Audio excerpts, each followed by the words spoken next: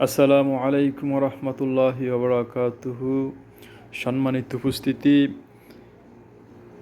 আমি আপনাদের সাথে একটা কথা না বলে পারছি না, যেটা বলতে হয় যে আজকাল দেখা যায় যে আমাদের অনেক মুসলমানের সন্তানই কোরআনের আয়াত দেখার পরও এড়িয়ে যান। আপনি কিভাবে আল্লাহর কোরআনকে এড়িয়ে যান? আপনি একটু চিন্তা করেন। যে কিতাব হচ্ছে জালিকাল কিতাবু লা রাইবা ফি হুদাল লিল মুত্তাকিন, যার মধ্যে বিন্দু পরিমাণও সন্দেহ নেই। আর এই কিতাব মানুষের জন্য হেদায়েত স্বরূপ। এই কিতাব মানুষদেরকে সত্যের পথ দেখায়, জান্নাতের পথ দেখায়, অন্ধকার থেকে আলোর দিকে নিয়ে যাচ্ছে। অথচ আপনি এই কোরআনকে এড়িয়ে যান।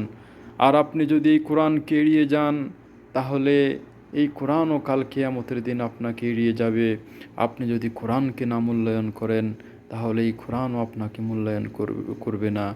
এই কোরআন যে কত গুরুত্বপূর্ণ আমাদের জীবনে, এই কোরআন যে কত মূল্যবান, এটা কাল কিয়ামতের দিনই বুঝতে পারবেন।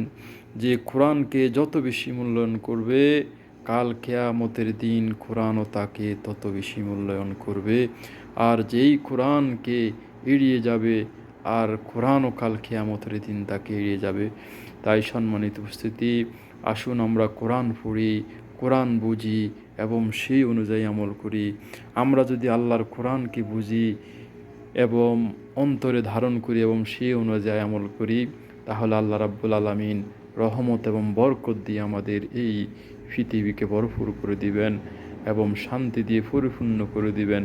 দুনিয়াতেও শান্তি এবং পরকালেও মুক্তি পাবেন। ওমা তৌফিক ইল্লা বিল্লাহ।